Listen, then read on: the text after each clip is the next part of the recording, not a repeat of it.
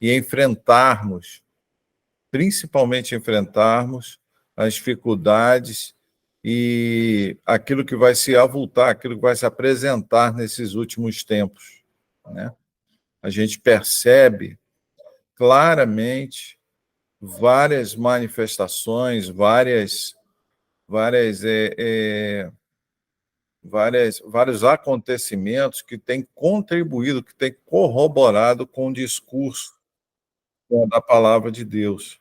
Sabemos que a humanidade ela está num caminho para a sua degeneração, nós estamos vendo a inversão dos valores, nós estamos vendo aí a coisificação do ser humano, nós estamos vendo aí as pessoas adorando antes a criatura do que o Criador. Tudo aquilo que a Bíblia falou e fala em relação aos últimos tempos, isso já está acontecendo.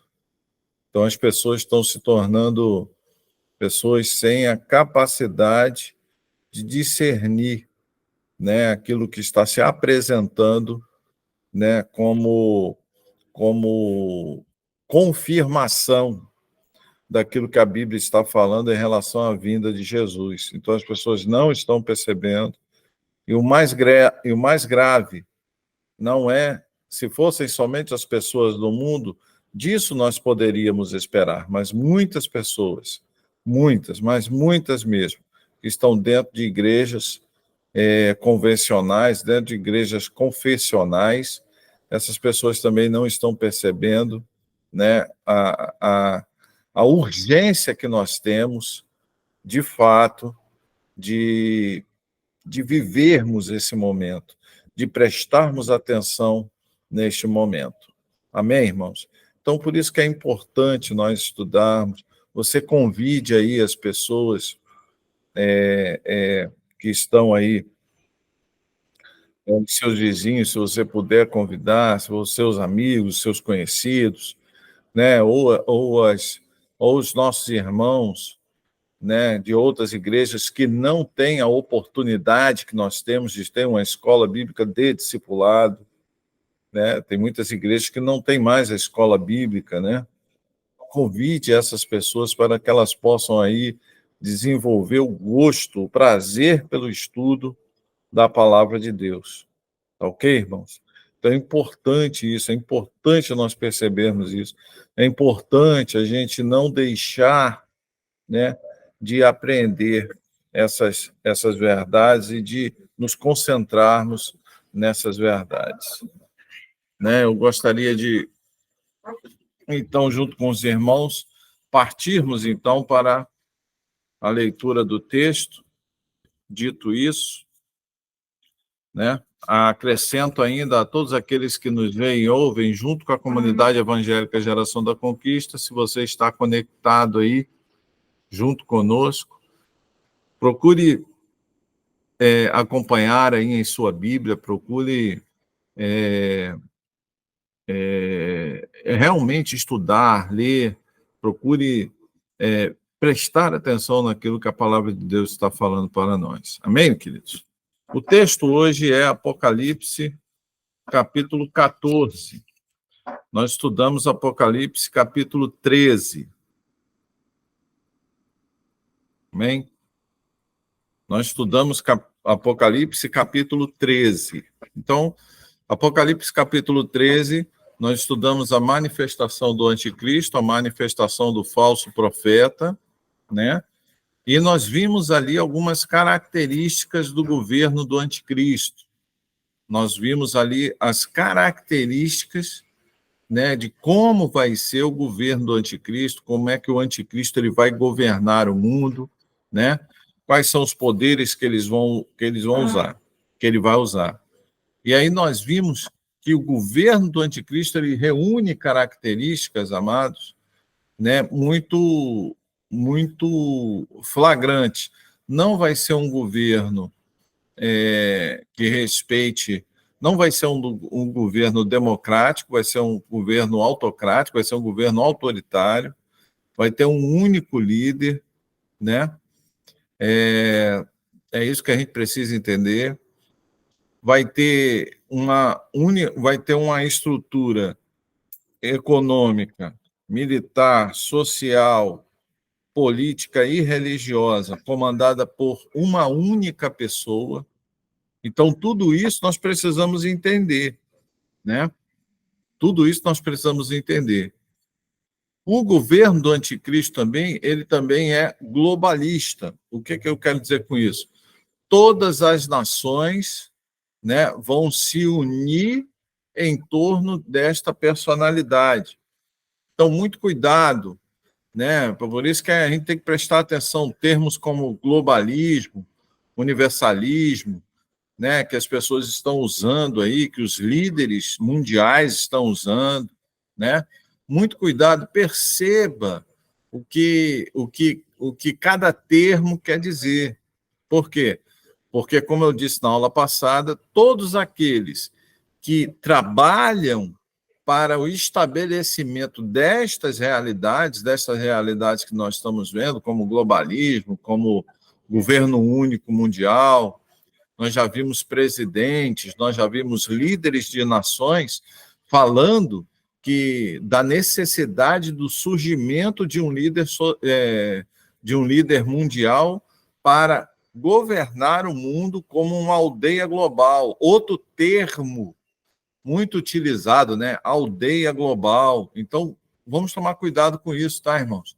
Prestar atenção no que está acontecendo, prestar atenção no que está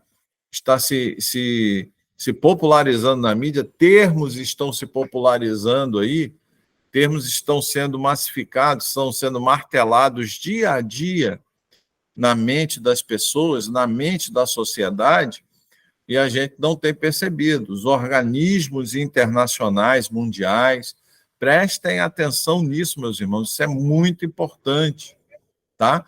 Por quê? Porque se você estudou conosco Apocalipse capítulo 13, você viu que para que o anticristo estabeleça o seu governo, todos esses conceitos, né, de aldeia global, de globalismo, de governo único mundial, tudo isso tem que estar popularizado e aceito pelas pessoas.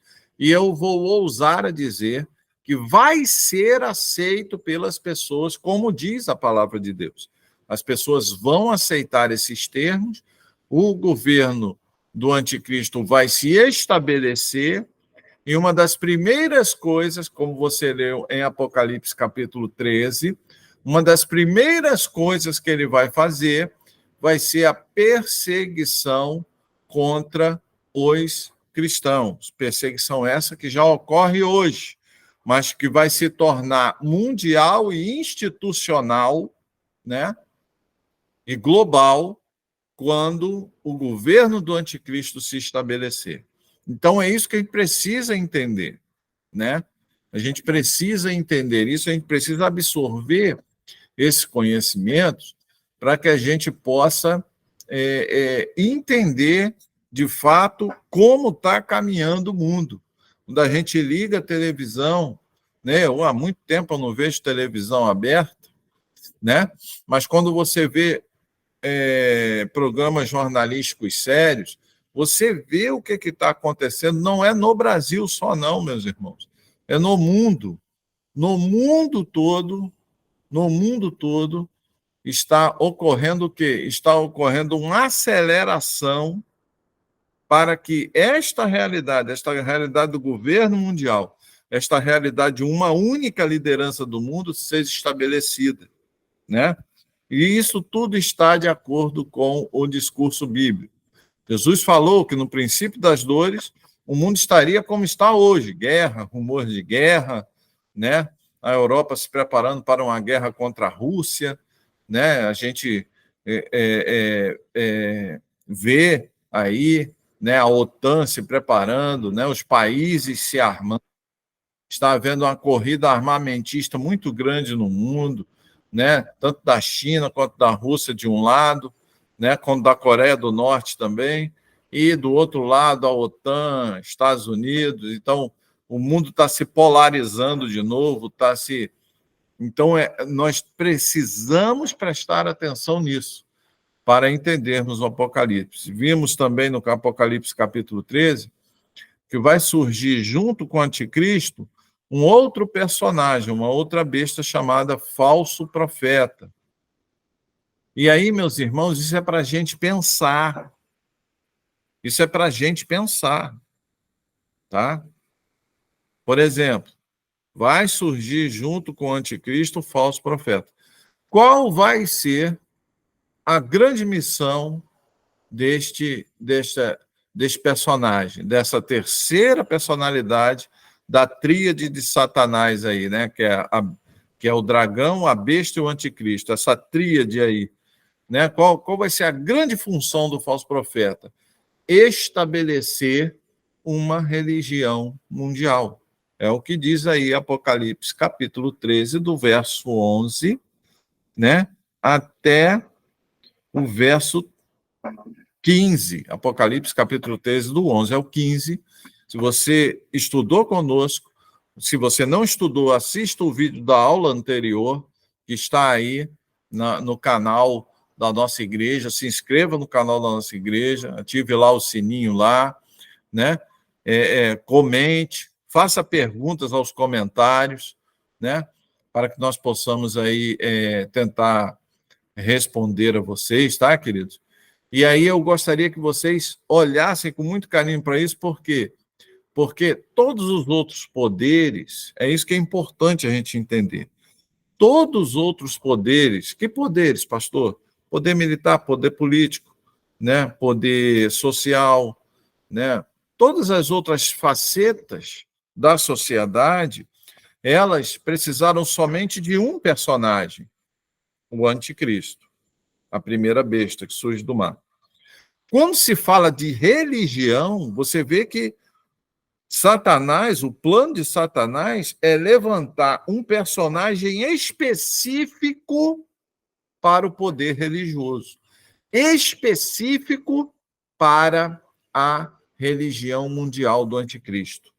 E aí é o falso profeta, que ele vai estruturar uma religião, e para você estruturar uma religião, você vai ter que reestruturar uma religião com outros princípios, né?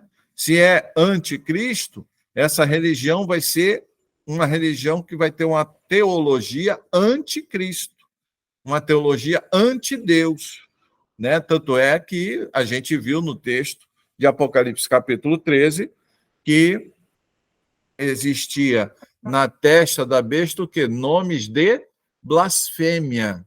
Ou seja, era alguém que iria blasfemar, né? Que iria se colocar para todo mundo ver contra a realidade de Deus.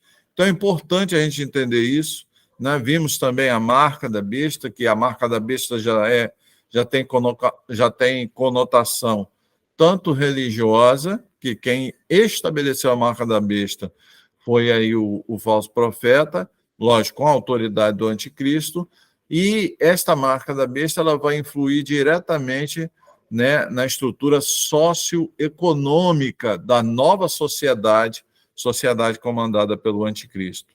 Tá ok, queridos?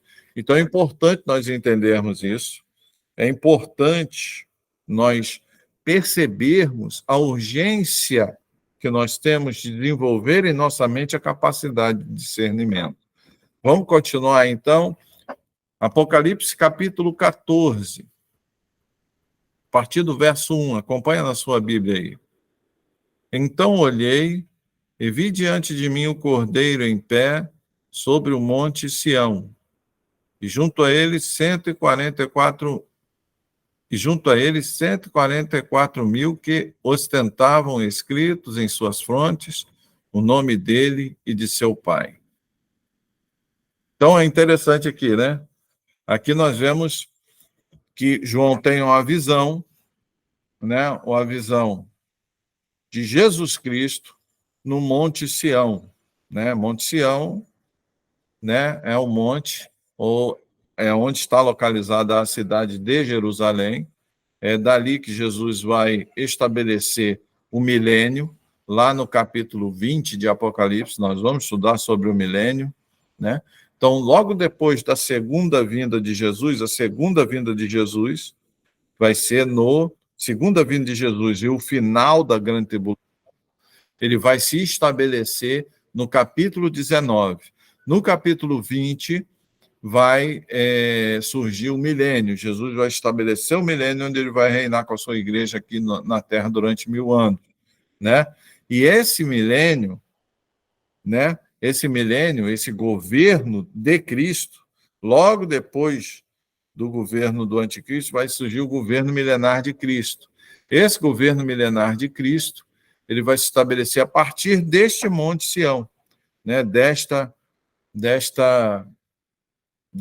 montanha, desta formação de relevo, onde está localizada Jerusalém, porque Jesus, né, governará ali o mundo de Jerusalém. O versículo também fala dos 144 mil, ou seja, fala da mesma coisa que em Apocalipse capítulo 7, a partir do verso 4.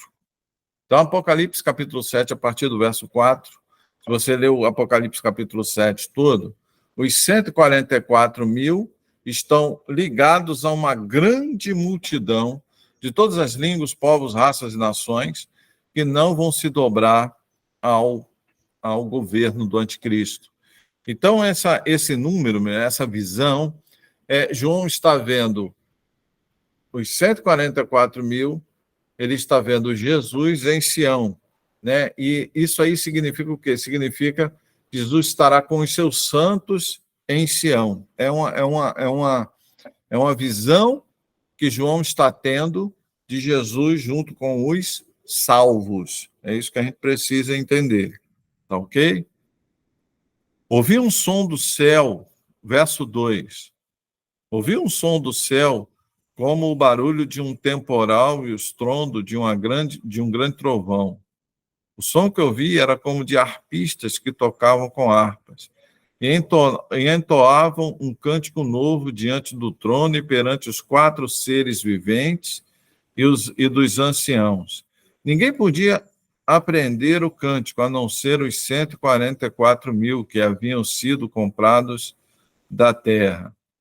Percebam, amados, que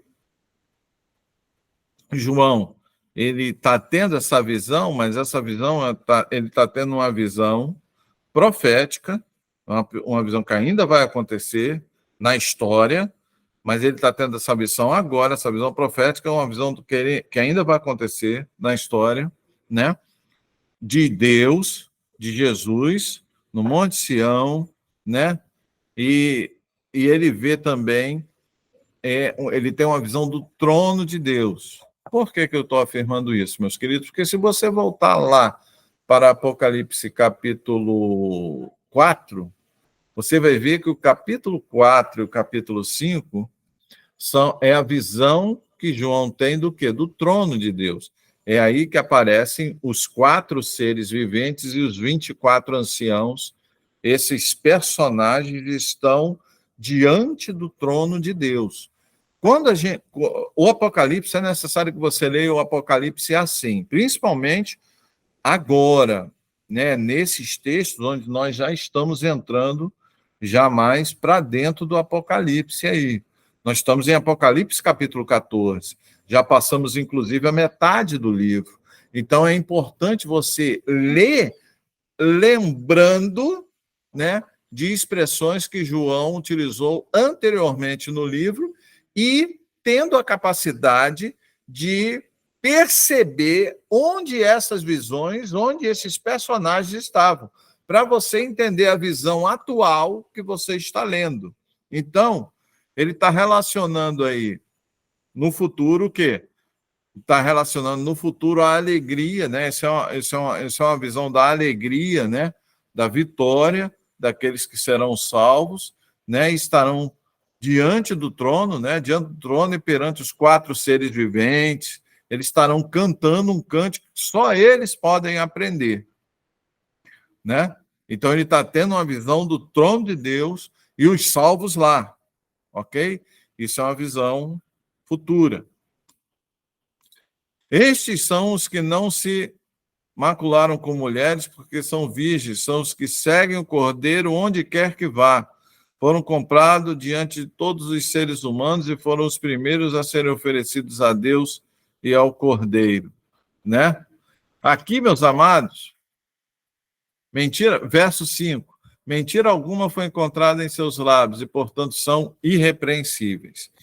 Então, o verso 4, ele vai retratar a excelência moral dos salvos. Aqui está retratando a excelência moral dos salvos. Perceba, amado, que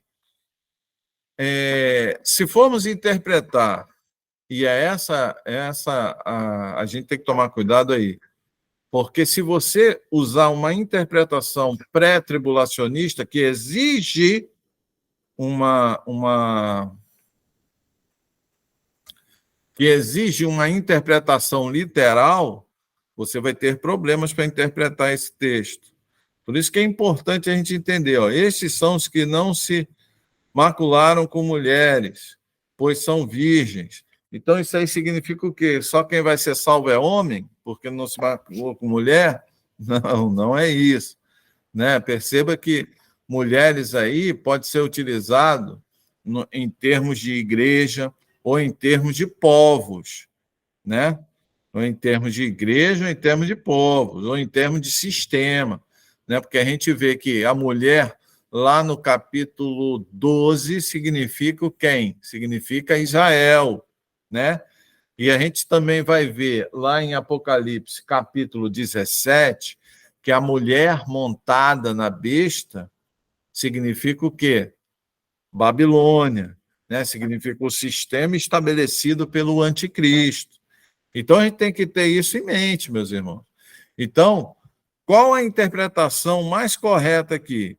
São esses os que não se macularam, ou seja, são esses que não se corromperam, né? Seja com doutrinas de demônios, seja com comportamentos demoníacos, são aqueles que não se corromperam, né? São aqueles que se mantiveram firmes até o final. Por isso são virgens. Virgindade na Bíblia diz o quê? Diz pureza, né? Se mantiveram puros, né? São os que seguem o Cordeiro por onde quer que vá. Foram comprados dentre todos os seres humanos e foram os primeiros a serem oferecidos a Deus e ao Cordeiro.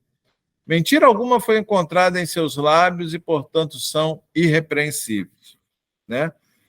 Você e eu, nós não temos que ficar preocupado, irmão, em identificar quem são. Tem crente que quer interpretar o Apocalipse nesse texto, quer saber o nome, sobrenome, identidade, CPF desses 144 mil.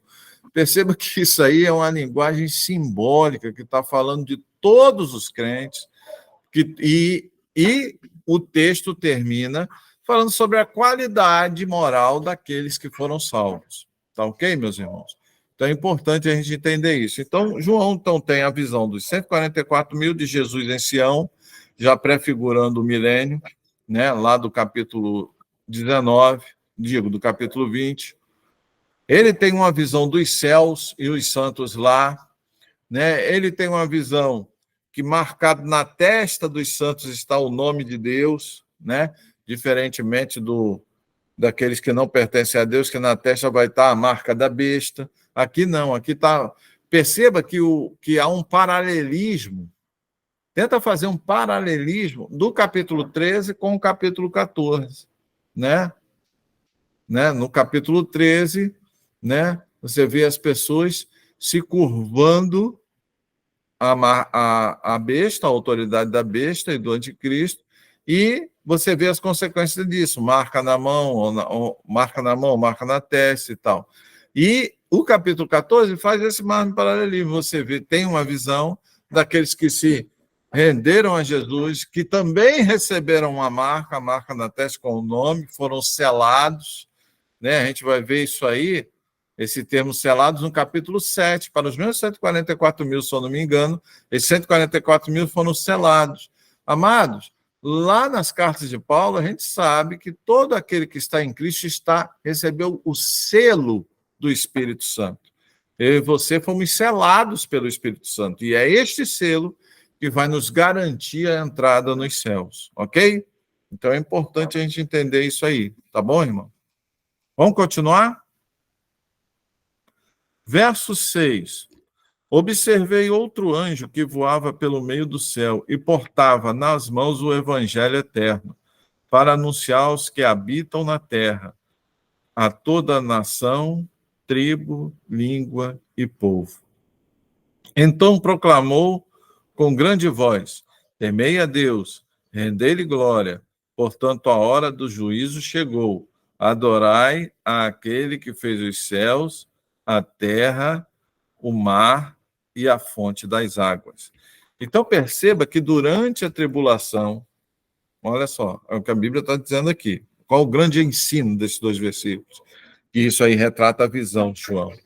Durante a grande tribulação, o evangelho continuará sendo pregado e continuará sendo falado para as pessoas para adorarem somente a Deus, ou seja, para viverem na contramão daquilo que já está estabelecido no mundo, que é o governo do anticristo. O governo do anticristo já está estabelecido no mundo. As novas regras e as novas leis, que agora são as regras e as leis de Satanás, já estão estabelecidas no mundo, porque o mundo já é do maligno. Entretanto, né, o evangelho continuará sendo pregado, né, o evangelho continuará sendo anunciado, e a chamada para se opor àquilo que foi estabelecido pelo anticristo vai continuar acontecendo, irmão. Tá ok? Então é importante a gente entender isso aí, queridos. O evangelho vai continuar sendo pregado. E ninguém prega o evangelho à toa, né? A gente prega o evangelho para que as pessoas se convertam. Então, vai haver conversões, amados. Pessoas serão salvas durante a grande tribulação. Senão, para que anunciar o evangelho eterno? Para que anunciar o evangelho e chamar as pessoas ao arrependimento? Porque é isso que ele está fazendo, né? Amém ou não? Ele está chamando as pessoas aqui, ó. Verso 7. Então proclamou com grande voz: temei a Deus, rendei-lhe glória, portanto, a hora do juízo chegou. Adorai aquele que fez os céus, a terra e o mar e a fonte das águas. Ok, saiam daí. A gente vai ver em outro texto um outro anjo falando o quê? Sai dela, sai da Babilônia, povo meu, ou seja, sai daí, ó, chamada ao arrependimento. Tá ok? Verso 8. O segundo anjo o seguiu, ou seja, o primeiro anjo, o evangelho eterno, né? O segundo anjo o seguiu exclamando: caiu a grande Babilônia, que deu de beber a todas as nações do vinho da ira da sua prostituição. Seguiu-os. Então, só até aí, porque o verso 9 já é o terceiro anjo. Então, o verso 8, ele faz aí, querido, ele faz aí, João tem a visão daquilo que vai acontecer, né, com a grande Babilônia. Esse sistema estabelecido pelo anticristo, ele vai cair. Ele vai deixar de existir quando Jesus Cristo vier e estabelecer o milênio, nós vamos reinar com ele durante 1000 anos. Então, esse sistema, né, criado lá no capítulo 13 de Apocalipse, estabelecido no capítulo 13 de Apocalipse de forma global, mundial e ampla, né, inteira, né, ele vai ruir. Né? Vocês lembram de Daniel, quando Daniel fala lá da estátua, né, da visão da estátua de Nabucodonosor? Vocês lembram que o pé era uma mistura de ferro e barro? Vocês lembram disso? O pé da estátua da profecia lá de Daniel, que agora esqueci da onde, ver se eu acho aqui a profecia de Daniel. Ver se eu acho aqui, irmãos. A profecia de Daniel da estátua. Os pés da estátua eram feitos de quê? De ferro misturado com barro, né? Só que aí veio uma pedra lançada não por mão humana, né? Veio uma pedra do céu, bateu, né? Contra a chocou-se contra os pés da estátua e despedaçou os pés da estátua, que eram feitas de ferro e bronze. Deixa eu ver se eu acho aqui. Então, essa visão que... Aqui, ó. Deixa eu ver aqui, ó. Se eu queria achar isso. Então, essa visão que Daniel teve, deixa eu ver se eu acho aqui, queridos. Daniel, você achar aí, você fala, tá? Só ir na igreja aí, ó. Quem achar, fala. É lá em Daniel.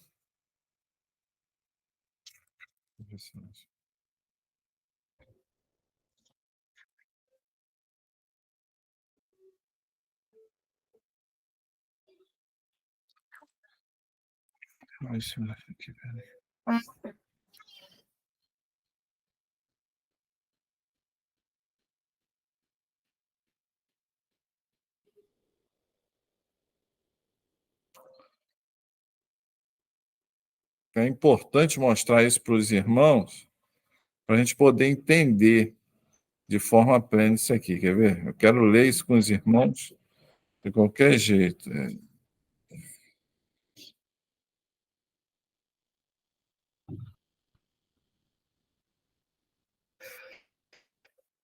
Deixa eu ver se eu acho aqui, irmãos, rapidinho. Ninguém aí achou, não?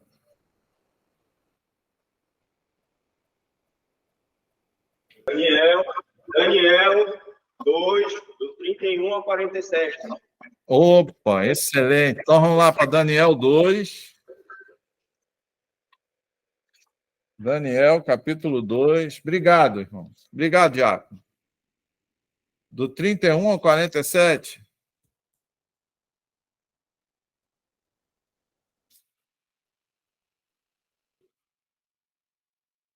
Daniel 2.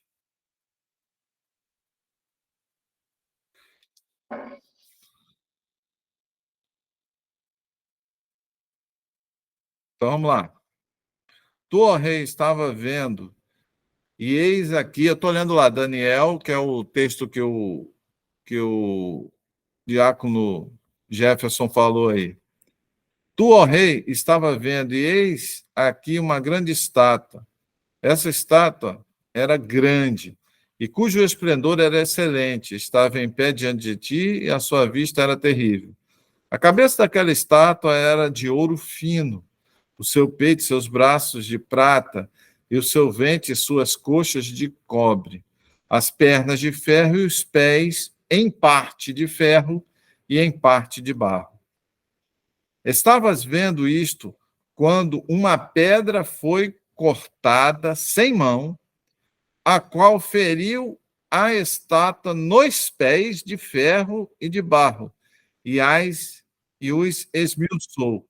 Então foi juntamente esmiuçado o ferro, o barro, o cobre, a prata e o ouro, os quais se fizeram como uma pragana nas eiras do estio, e o vento os levou, e não se achou lugar algum para eles. Mas a pedra que feriu a estátua se fez um grande monte e encheu toda a terra. Glória a Deus. Este é o sonho, também a interpretação dele, diremos na presença do rei. Tu, ó rei, és reis dos reis. Isso aqui é Daniel falando para Nabucodonosor, tá? Daniel capítulo 2 é uma conversa que Daniel está tendo com Nabucodonosor sobre um sonho que ele teve.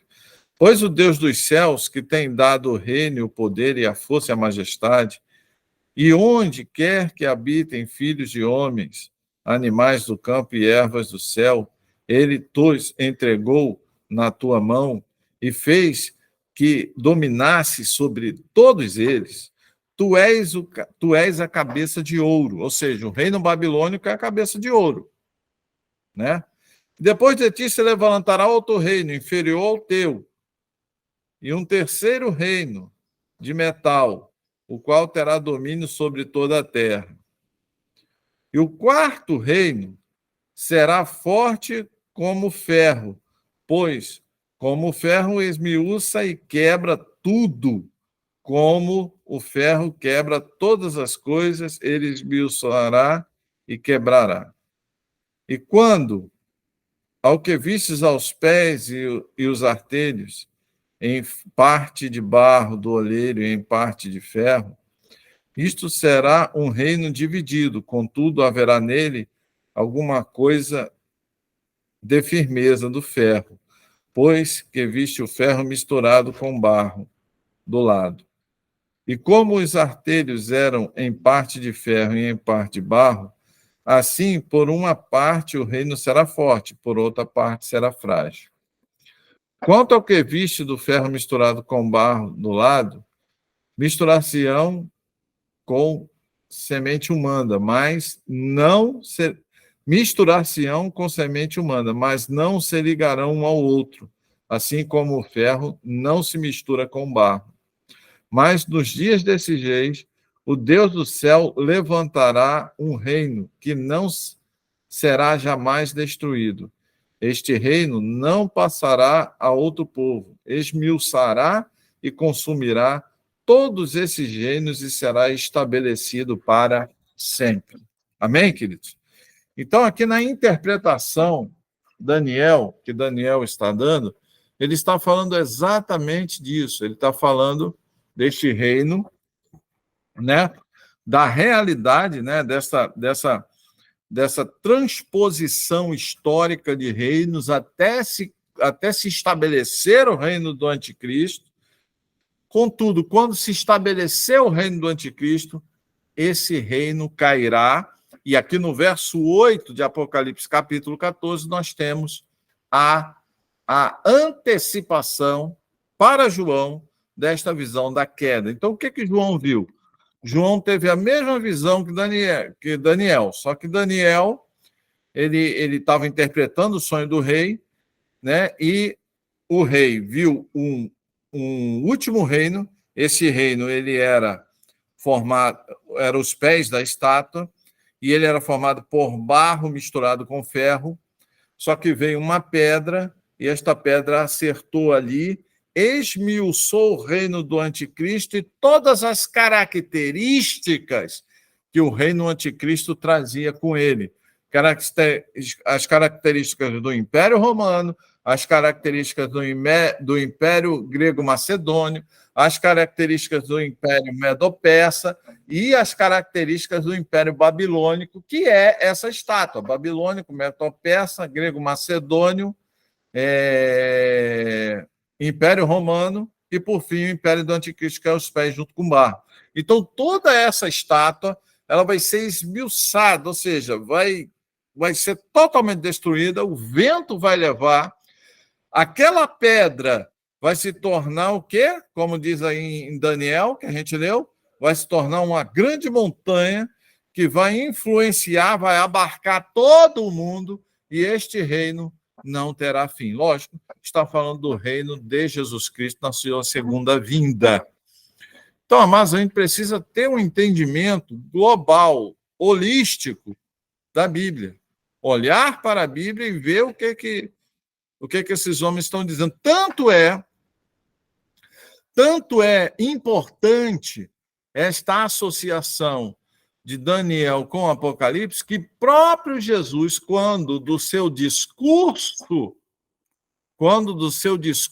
escatológico, ele lá em Mateus, ele falou, olha, daquilo que fala o profeta Daniel. Então, quando Jesus começa o discurso escatológico, ou seja, quando Jesus começa a falar da sua segunda vinda, né, do final dos tempos, ele evoca a necessidade de lermos o livro de Daniel. Então, eu convido você também a ler o livro de Daniel. É um livro pequeno, 12 capítulos, né? Leia o livro de Daniel, vai te enriquecer muito, você vai identificar rapidamente várias características daquilo que nós estamos estudando aqui no Apocalipse, lá em Daniel.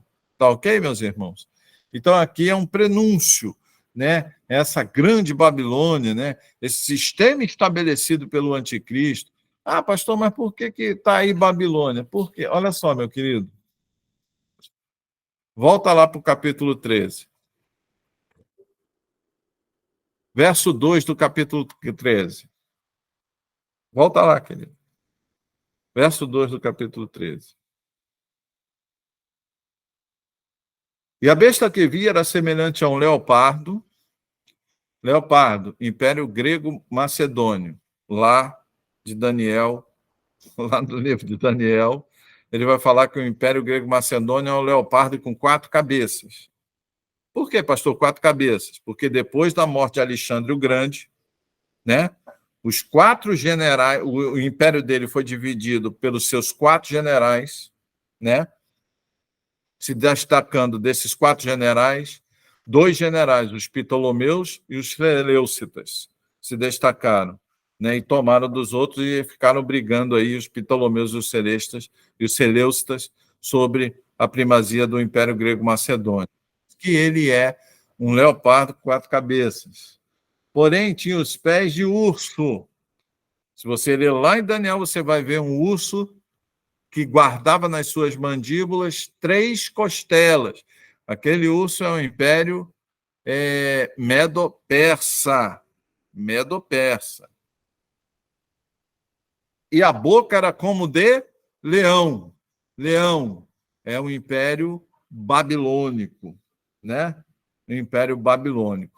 Então, perceba, meus amados, que o Império do Anticristo, ele vai trazer, ele vai abarcar, ele vai trazer dentro de si, tá, queridos?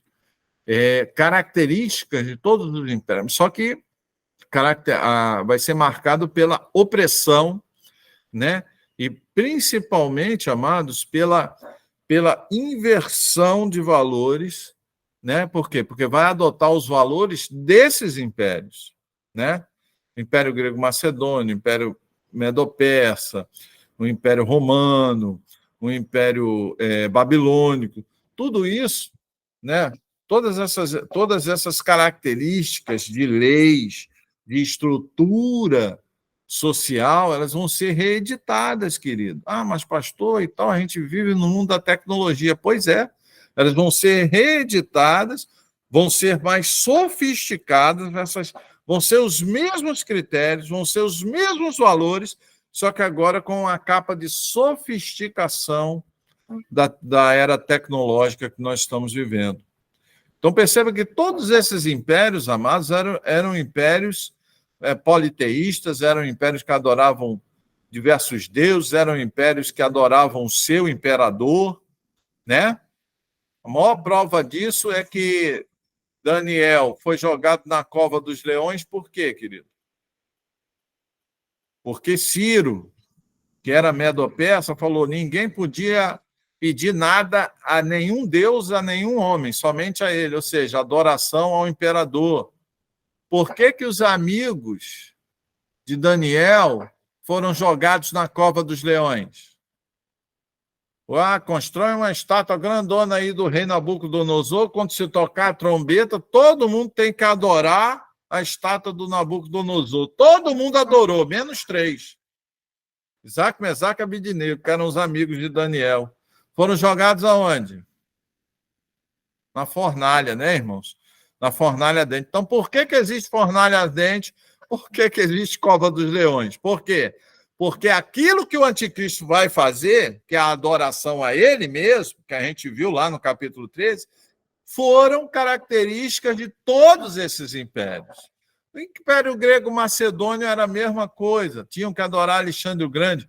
O Império Romano tinha a adoração ao imperador, tinha um culto ao imperador. Então, amados, por isso que a Bíblia é maravilhosa, por isso que lá em Eclesiastes está dizendo assim, não tem nada de novo debaixo do sol. O que o anticristo vai fazer? Ele vai reeditar as mesmas estruturas que estão intrínsecas no governo do anticristo, que são as características desses impérios. Por isso que João tem essa visão, por isso que ele retrata o império do anticristo com essas características, tá, queridos? Vamos lá? Verso 9. Seguiu-os ainda um terceiro anjo. Então, primeiro anjo, o evangelho, segundo anjo, proclamando a queda da grande Babilônia ou do sistema do anticristo. Terceiro anjo. Seguiu-os ainda um terceiro anjo, alertando a todos em alta voz: se alguém adorar a besta e a sua imagem e receber a sua marca na testa ou na mão, da mesma maneira beberá o vinho da justiça severa de Deus, que foi derramado sem misturas atenuantes no cálice da sua ira, e será atormentado com enxofre incandescente diante dos santos anjos do Cordeiro. E a fumaça da sua aflição será exalada para todo sempre.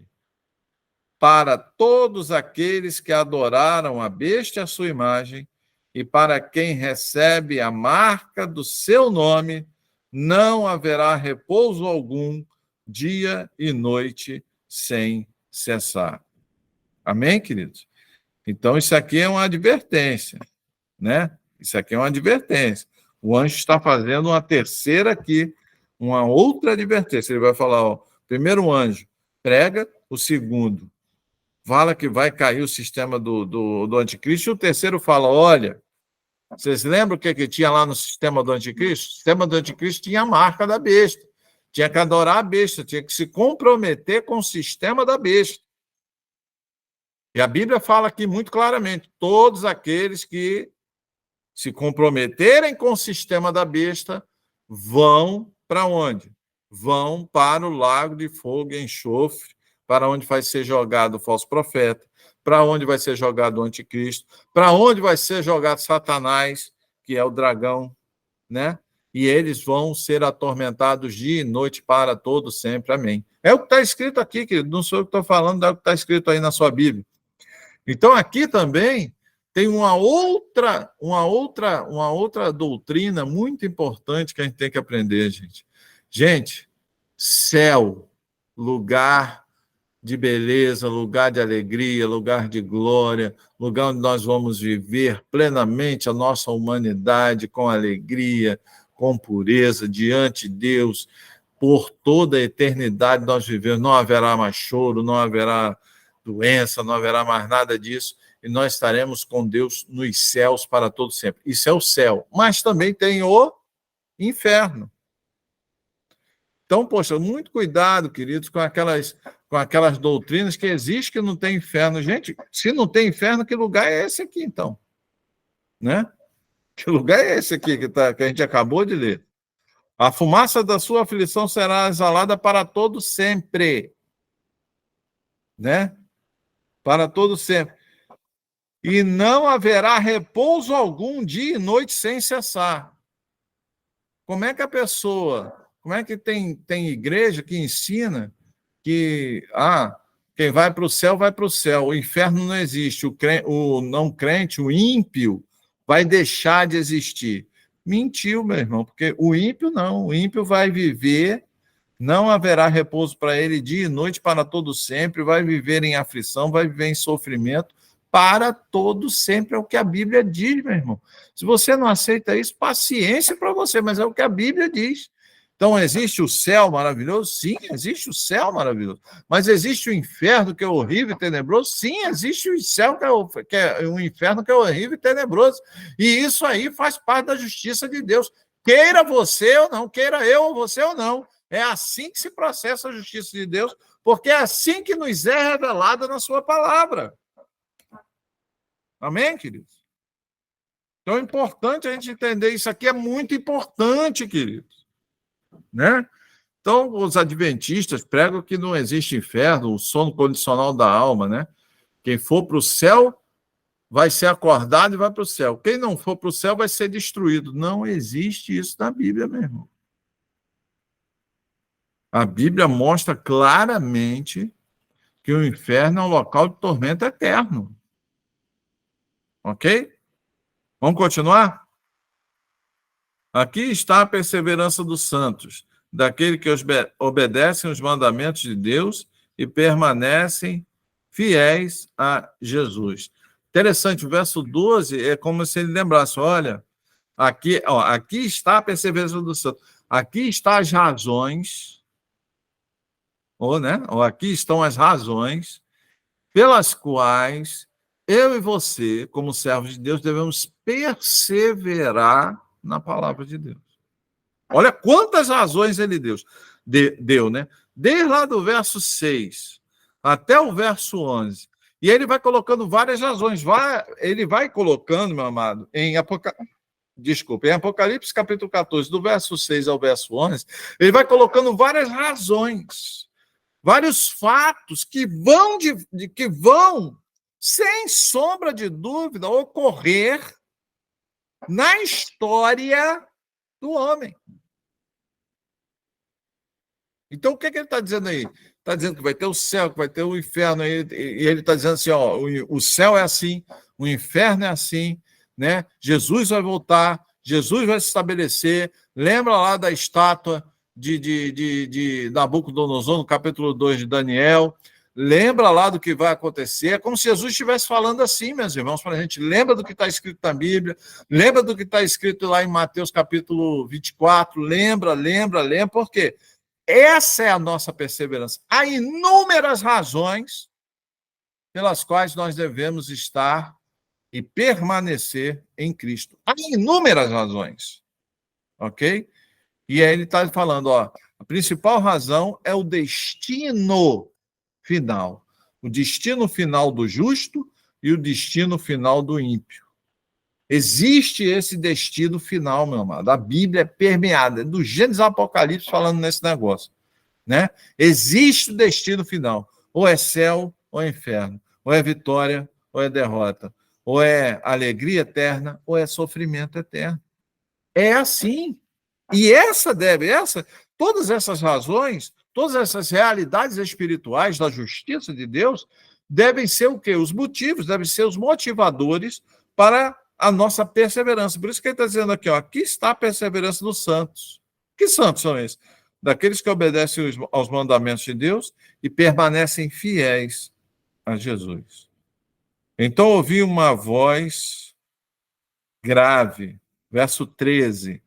Então ouvi uma voz grave no céu que ordenava: escreve, bem-aventurados os mortos que desde agora morreram no Senhor.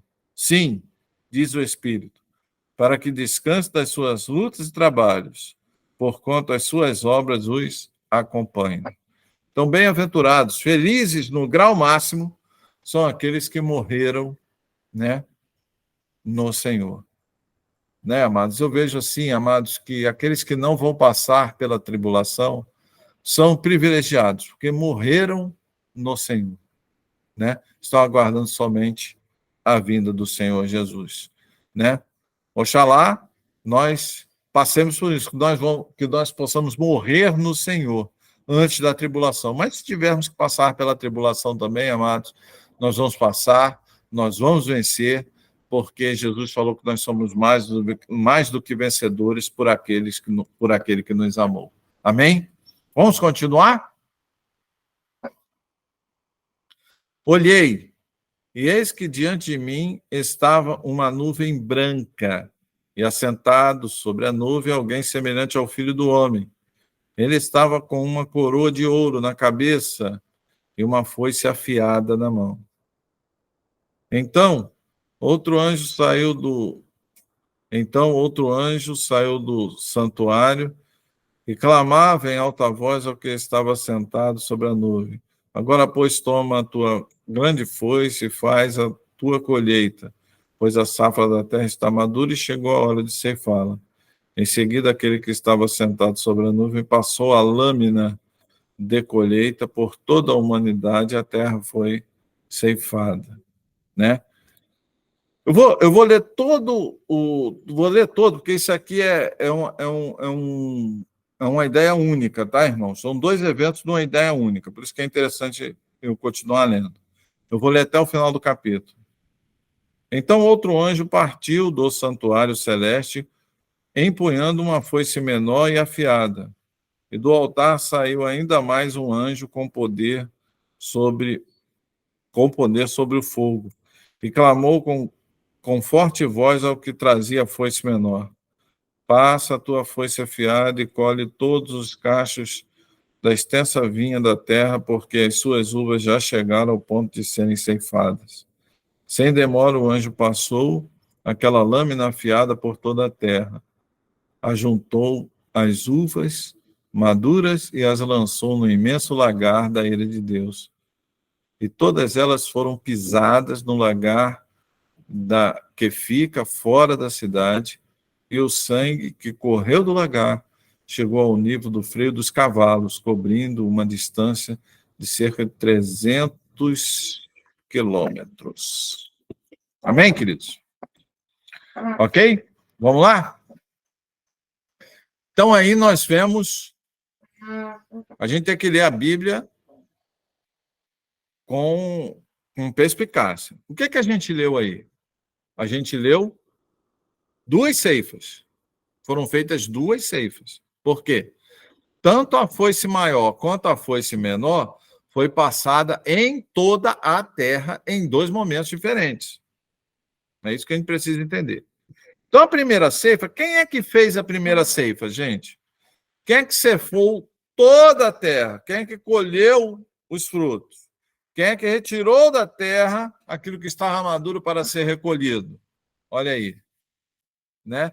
Olhei e eis que diante de mim estava uma nuvem branca, e assentado sobre a nuvem alguém semelhante ao Filho do Homem. Ele estava com uma coroa de ouro e na cabeça estava com uma coroa de ouro na cabeça e uma foice afiada na mão. Então, semelhante ao Filho do Homem. Filho do Homem é uma expressão dada somente a Jesus. Então, essa primeira ceifa, ela foi feita por Jesus. Ele passou, né, a ceifa, ele passou a foice afiada, né, por toda a terra e recolheu. Ceifar é o quê? Ceifar é tirar e levar para si. Então, quem é que Jesus vai levar para si? Os salvos. Então, a interpretação mais corrente para os versos de 14 a 16 é que João está tendo uma visão da ceifa ou de Jesus recolhendo os salvos no futuro. Por quê? Porque há uma segunda ceifa feita por um anjo. Só que esse anjo não faz uma ceifa, interessante, não faz uma ceifa para recolher e guardar, ele faz uma ceifa para recolher e esmagar. E ele chama essa seita, ele caracteriza essa seita como a justiça de Deus. Olha aí, olha. Então, outro anjo partiu do santuário celeste, empunhando uma foice menor afiada, e do altar saiu ainda mais um outro anjo, com poder sobre o fogo, e clamou com forte voz ao que trazia a foice menor: passa a tua foice afiada e colhe todos os cachos de uva, porque as suas uvas já chegaram ao ponto de serem ceifadas. Ok. Essas uvas vão ser usadas para quê? Qual a finalidade dessas uvas? Sem demora, um anjo passou aquela lâmina afiada por toda a terra, juntou as uvas maduras e as lançou no imenso lagar da ira de Deus. Opa! Imenso lagar do quê, meu irmão? Da ira de Deus. E todas elas foram pisadas no lagar que fica fora da cidade, e o sangue que correu do lagar chegou ao nível do freio dos cavalos, cobrindo uma distância de cerca de 300 quilômetros. Então, perceba aí que essa segunda ceifa já é a ira de Deus, já é Deus exercendo juízo. Ok, meus irmãos? Na segunda vinda, Deus vai exercer juízo sobre aqueles que não o aceitaram. Jesus vai exercer juízo sobre os perdidos. O juízo não é para a igreja dele, o juízo não é para os salvos, o juízo é para os que não são salvos. Por que que os juízos não é para os salvos? Porque nenhuma condenação há para aqueles que estão em Cristo Jesus. Então, o juízo não é para nós. O juízo de Deus, a ira de Deus, ela é reservada para aqueles que não entregaram suas vidas para Jesus. Então, aqui a gente vê 2 momentos da ira, o momento da cega, de Jesus recolher os salvos, e o momento da ira de Deus. São 2 momentos diferentes, antecipados por Jesus em visão a João. Ok, queridos? Vamos continuar? Capítulo 15. São 10h31 ou 9h31 aí em Manaus, então dá para a gente continuar. Vamos continuar? Capítulo 15. Então observei no céu um outro grande e terrível sinal: 7 anjos empunhando os últimos flagelos, pois com estes se completa o juízo severo de Deus sobre a terra. Opa! Então, aqui é muito claro. Capítulo 15, ele introduz, então, né, os últimos 7 flagelos. E ele é bastante específico, ele vai dizer, com essas ações, Deus vai encerrar, Deus completa o juízo severo dele sobre a terra. Interessante, né, irmãos? Então é importante a gente entender isso, né? Então é importante a gente entender isso, né? Que Deus ele vai usar trombetas, vai usar cálices e depois vai usar as trombetas e aí encerra o juízo severo de Deus. Importante a gente entender isso, ou seja, Deus está exercendo o juízo. Então, o que a gente viu com as taças, com os cálices, né? Todos aqueles movimentos, né? Todas aquelas realidades, aquelas catástrofes naturais, que foram catástrofes naturais, 1/3 do mar morreu, 1/3 das embarcações afundaram, 1/3 das criaturas do mar morreram, 1/3 das florestas foram queimadas, 1/3 dos rios ficaram envenenados, né?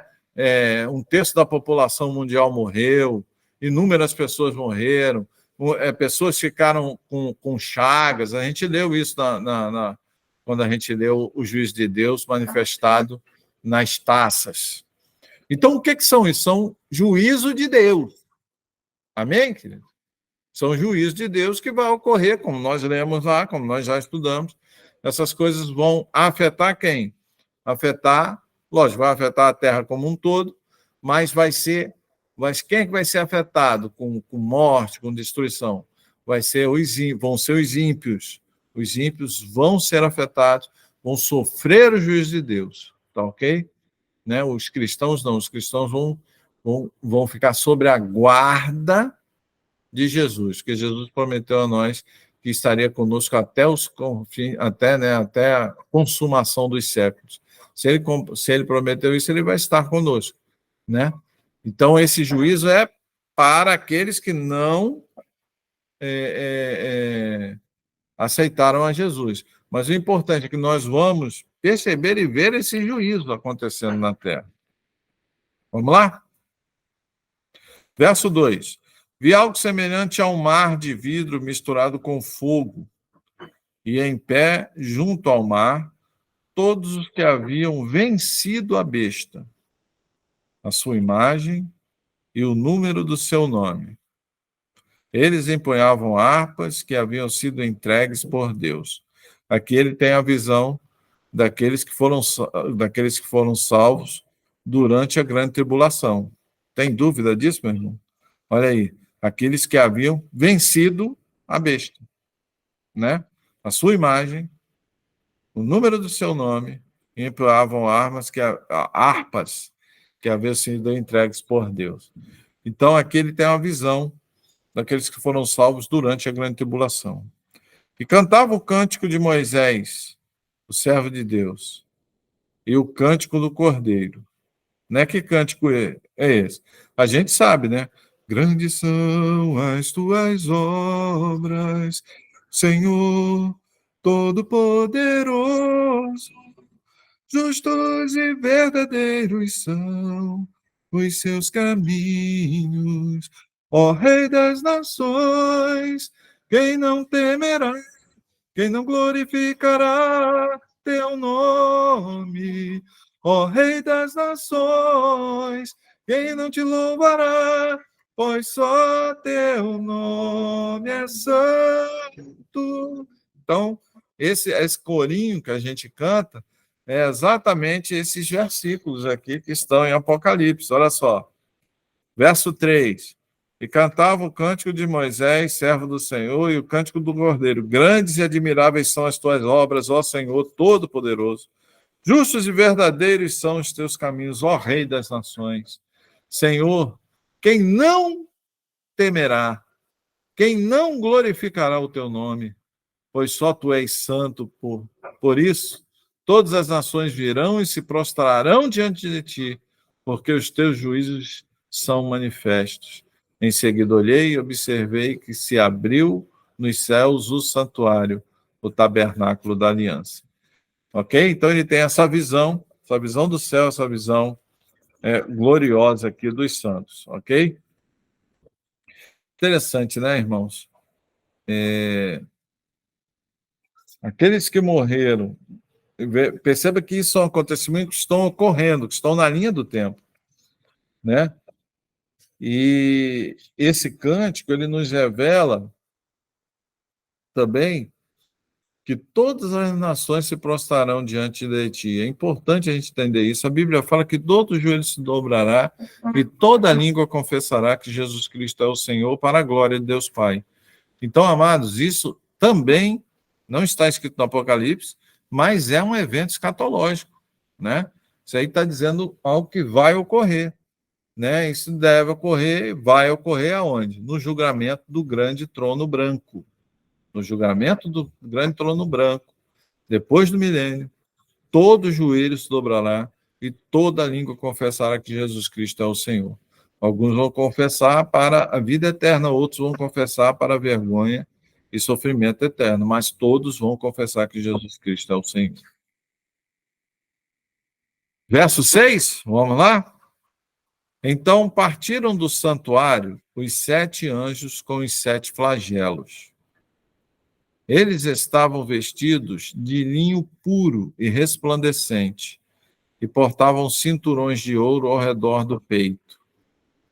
E um dos 4 seres viventes entregou aos 7 anjos 7 taças de ouro repletas da ira de Deus. Ah, não, são as taças. Agora são as taças. As trombetas foram as primeiras. As taças vão ser agora. 7 taças de ouro repletas da ira de Deus, que vive pelos séculos dos séculos. Imediatamente, o santuário se encheu de fumaça produzida pela glória e pelo poder de Deus. Ninguém podia entrar no santuário enquanto não se completassem os 7 flagelos dos 7 anjos. Ok? Então, aqui foi entregue por um dos seres viventes. Perceba que toda hora o livro de Apocalipse ele nos faz lembrar, né? Ele nos faz imaginar, pelo menos a mim, ele nos faz imaginar, né? Onde é que estavam esses seres viventes? Estavam lá perto do trono de Deus, junto com os 24 anciãos, e um desses seres viventes pega e faz a entrega para os 7 anjos, né? Você vê que dá para imaginar a visão de João. Capítulo 16, verso 1.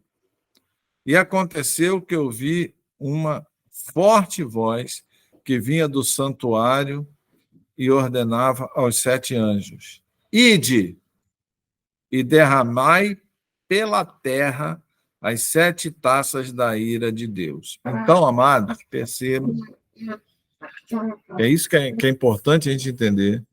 Os anjos vão sair, foi dada uma ordem aos anjos, cada um já estava com suas taças, um dos seres já havia entregue as taças para os anjos.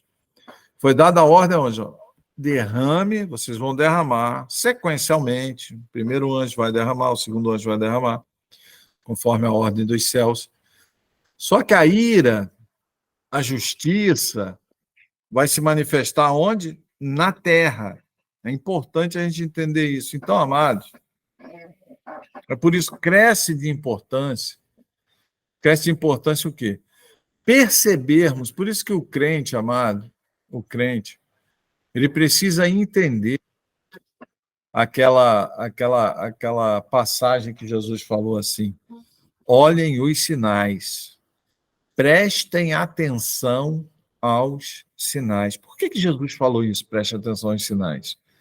É como se Jesus estivesse dizendo assim, olha, prestem atenção, fiquem atentos ao que está ocorrendo no mundo.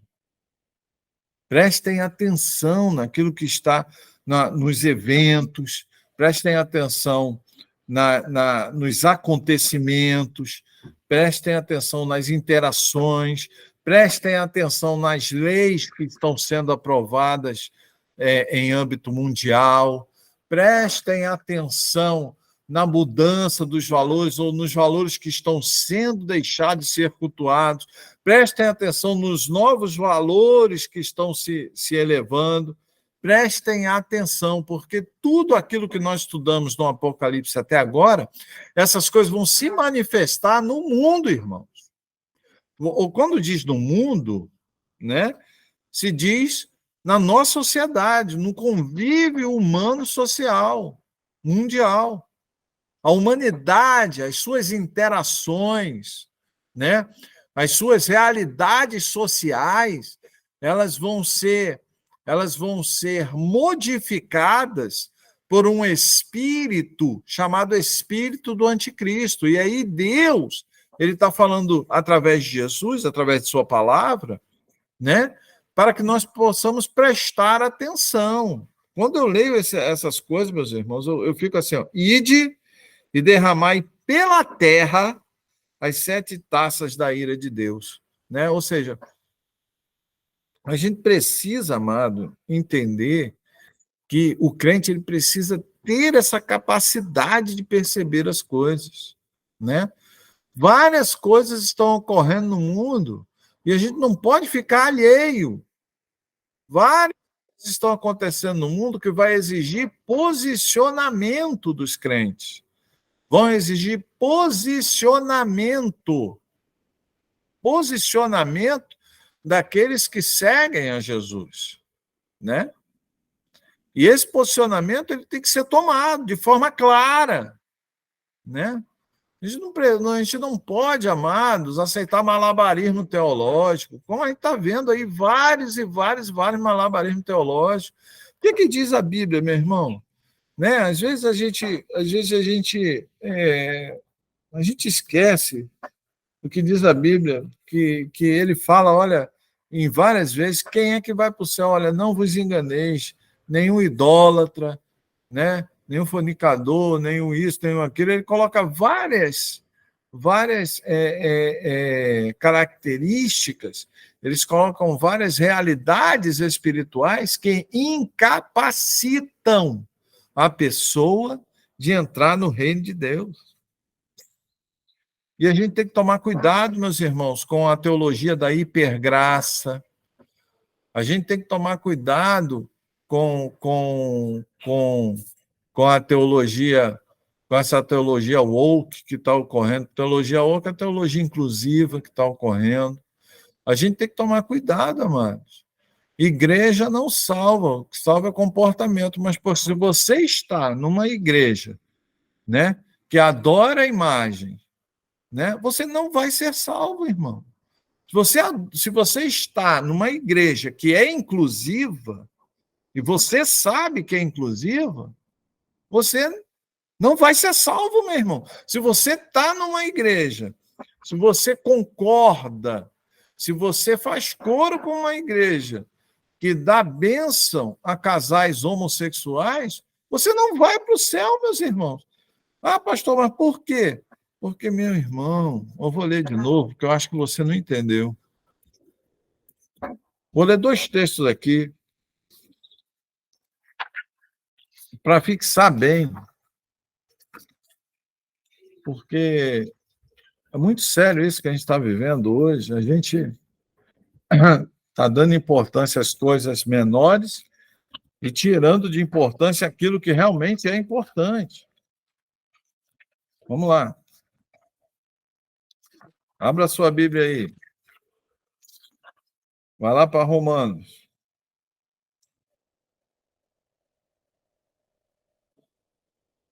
Vai lá para Romanos. Capítulo 1, no verso 32, diz assim, ó. Romanos capítulo 1, verso 32. Apesar de conhecerem a justa lei de Deus, que declara, perceba, amados, que isso é a lei de Deus. É isso que eu fico bobo. Parece que o pessoal lê a Bíblia e não entende o que a Bíblia está falando.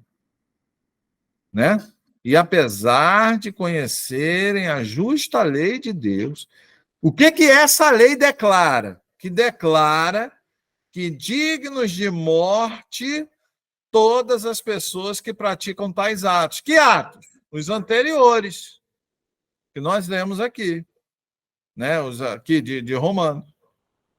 Não somente os que continuam fazendo, mas também ainda aprovam e defendem aqueles que também assim procedem. Então, não é somente, querido, olha só, eu vou ler outro texto aqui, para ficar completo esse entendimento. Eu vou ler outro texto aqui. Olha só. Vamos lá. 2 João. 2 João. Qual o capítulo, pastor? Só tem um capítulo, 2 João.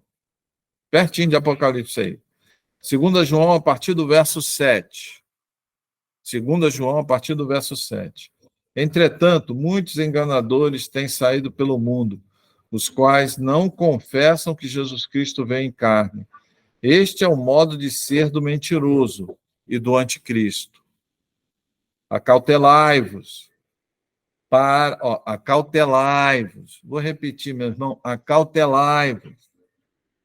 Para não destruirdes a obra que realizamos com zelo, mas para que, pelo contrário, sejais recompensados regiamente. Você veja que João está falando, gente, acautelem, sabe por quê? Porque a gente pregou o evangelho para vocês, vocês aceitaram a Jesus, vocês entenderam o plano de salvação, vocês entregaram a vida para Jesus. Ele está falando para pessoas crentes, ó. Isso aqui ele escreveu para a igreja. Ele escreveu para a igreja isso aqui. E ele está dizendo para a igreja, acautelai, tomem cuidado. Tomem cuidado, porque vocês hoje... É isso que ele está dizendo. Hoje, vocês são salvos. Hoje, vocês são igreja de Cristo. Mas acautelai-vos. Por quê? Porque vocês podem destruir tudo aquilo que foi construído em suas vidas. Eu vou repetir, que eu acho que você não entendeu. João está dizendo aqui, e não é só João que fala isso, não. A Bíblia toda fala isso. Acautelai-vos, para que vocês mesmos não venham a destruir tudo aquilo que foi construído pela palavra de Deus na vida de vocês. E quando é que a gente se coloca nesse risco? Quando a gente negligencia a palavra de Deus. Não é à toa, amados irmãos. Não é à toa. Vou repetir. Não é à toa que as igrejas estão abandonando o estudo da escola bíblica dominical. Não é à toa que as igrejas estão abandonando o estudo bíblico expositivo, como nós estamos fazendo aqui. Não é à toa. Existe um propósito escuso por trás disso. Sabe por quê? Porque sabe quando é que a gente destrói aquilo que foi construído pela palavra? Quando a gente negligencia esta mesma palavra. Quando, ao invés de darmos ouvidos à palavra, nós damos ouvidos a homens.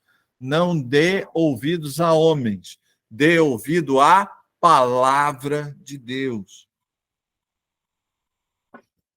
Ah, mas pastor, o senhor é homem, então verifique se o que eu estou falando aí é a palavra de Deus. Verifique se o que eu estou dizendo aqui é a palavra de Deus. É isso que você tem que fazer. Você não tem que acreditar em mim, não, meu irmão. Você tem que acreditar na palavra de Deus. E se aquilo que eu estou pregando aqui é a palavra de Deus. É esse discernimento, é esse exercício que nós temos que fazer. Porque se nós negligenciarmos esse exercício, nós corremos o risco de destruir. Você é crente, você vai para o céu, mas você pode destruir isso. É isso que João está falando aqui, querido. Vamos continuar? Todo aquele, verso 9 de 2 João. Todo aquele que não permanece no ensino de Cristo. Eita, Jesus. Todo aquele que não permanece no ensino de Cristo, mas acredita estar indo além dele, não tem Deus. Porquanto quem permanece na sã doutrina tem o Pai e também o Filho. Em outras versões diz aquele que vai além do ensino de Deus. Por quê, meu irmão? Deixou a palavra. É o que eu acabei de falar. A palavra está aqui. Não, mas eu quero mais. Eu quero ir além da palavra. Eu quero ter um entendimento diferente. Eu entendo diferente da palavra. Não. Se você está indo além, você está destruindo aquilo que foi construído em você pela palavra. Ok, querido? É o que a gente está vendo aí. Inúmeros líderes religiosos fazendo. Estão indo além da palavra.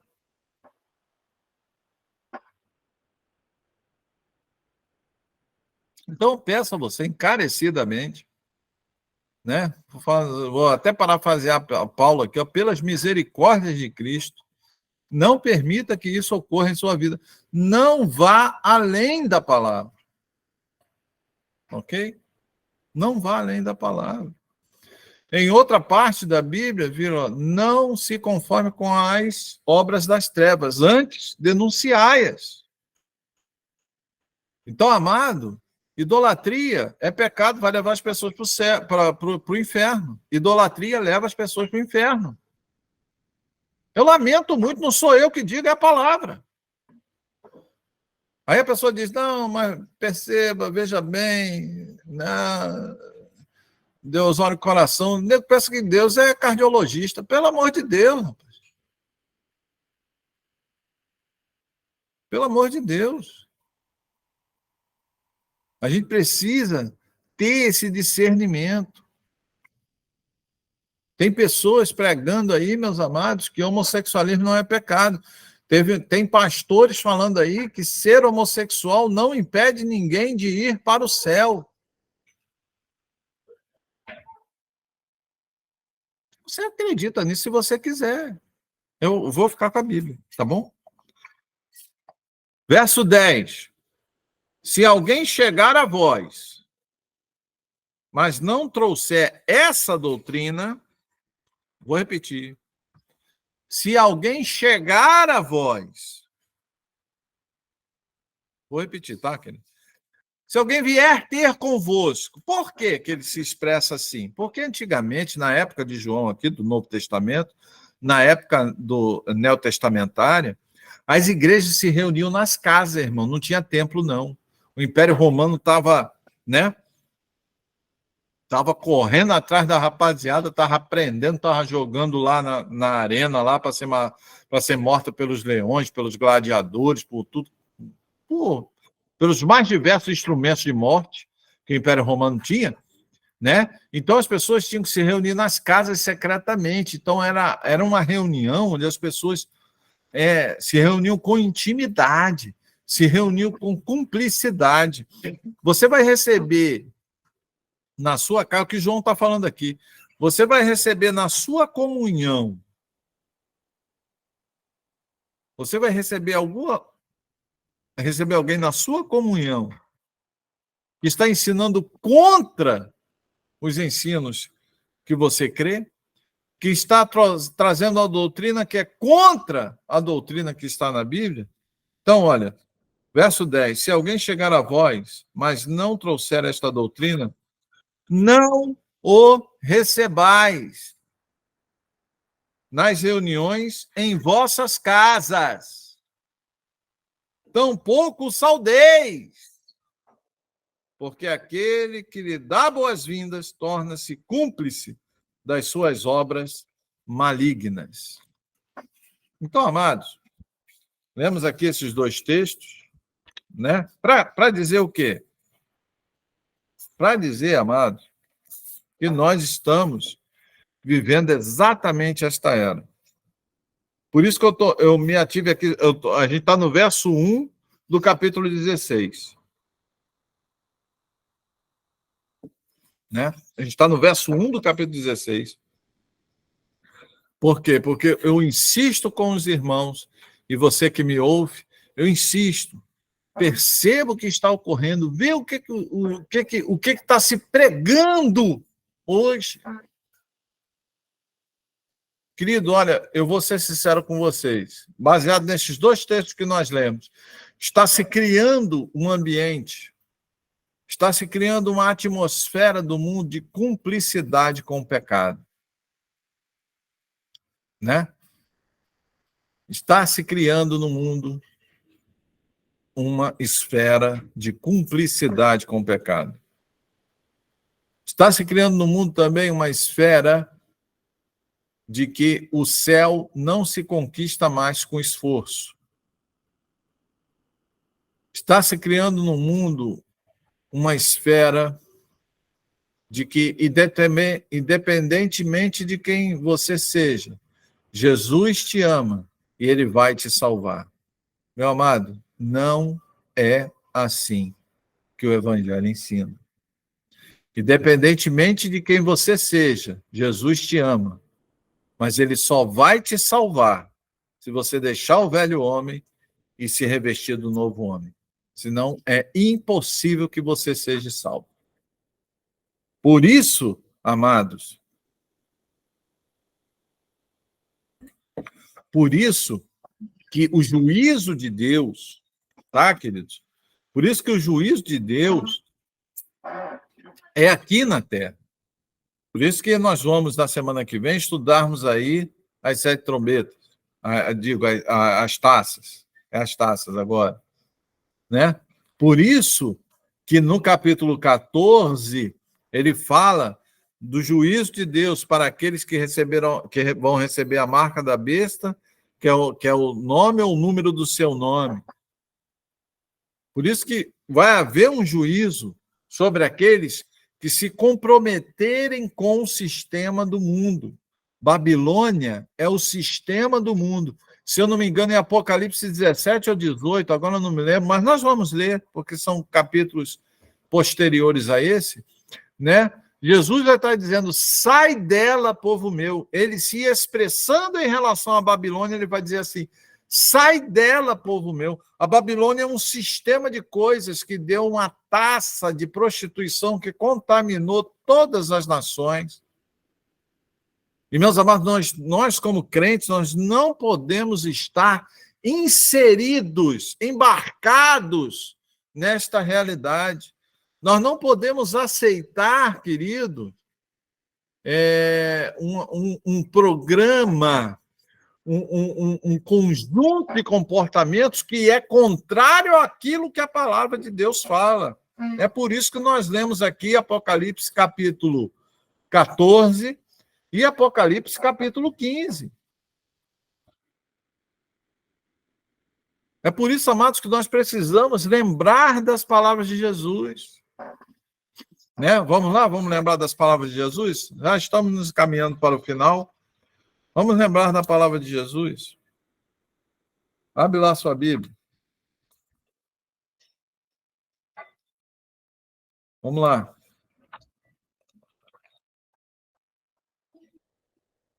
Abra aí Mateus.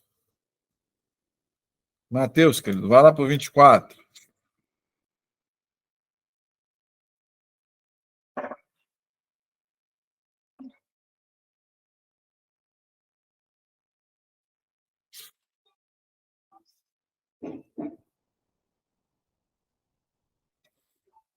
Vamos ler a partir do verso 32?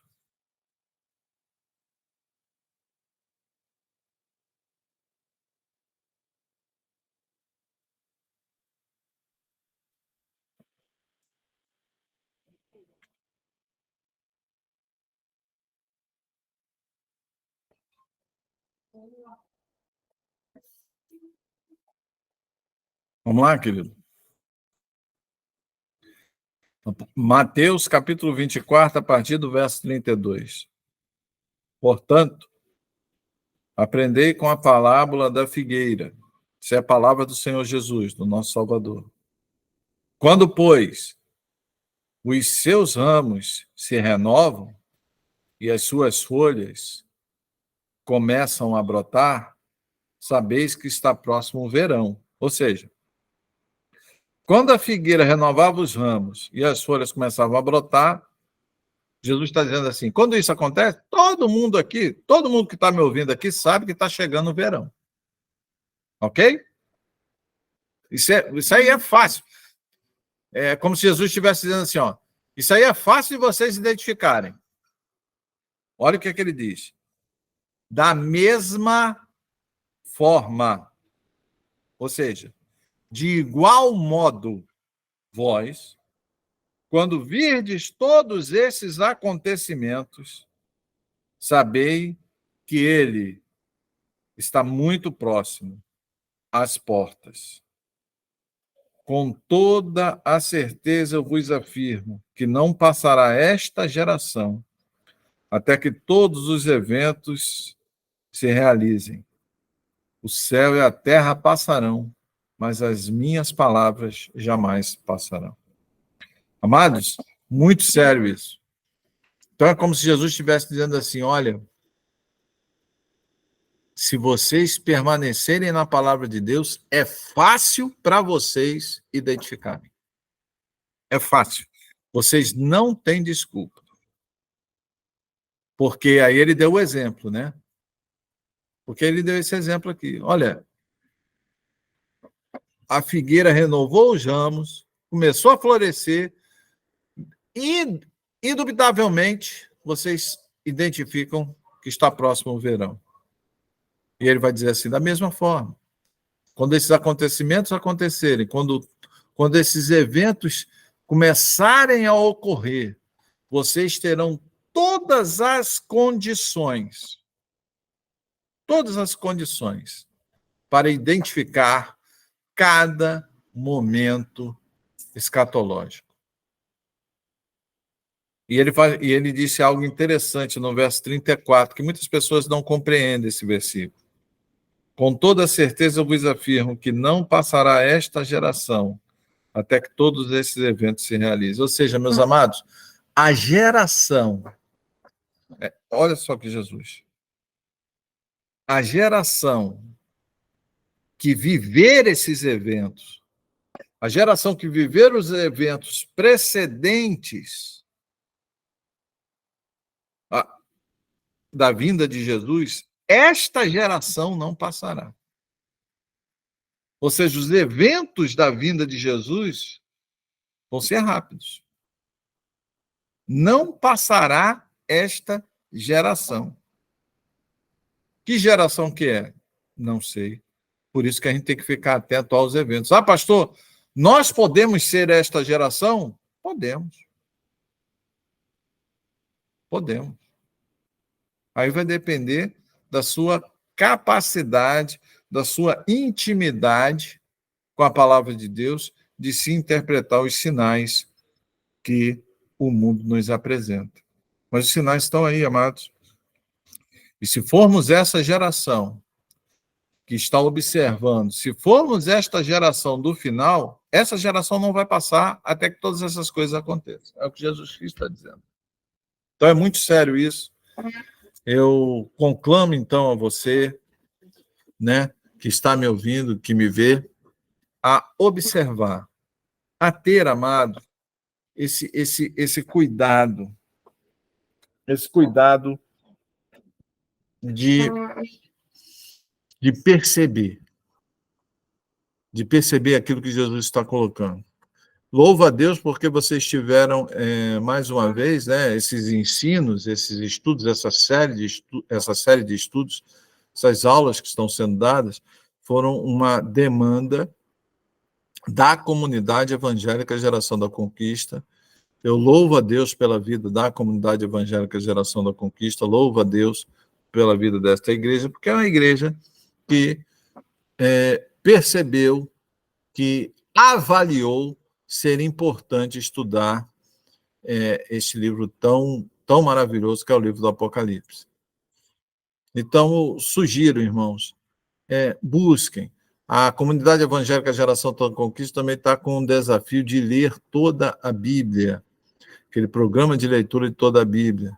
Né? E tem um outro desafio, né? Escrever, né, para cada irmão da comunidade foi dado um livro para escrever. Né? Então, eu vou escrever o livro de Miqueias. Para mim, foi de Miqueias e da pastora Silvana Joel. Então, amados, nós estamos aí se esforçando, se ativando em conhecer cada vez mais a palavra de Deus. E eu concito a você a separar um tempo para ler a palavra de Deus, para de fato se ativar na leitura da palavra de Deus.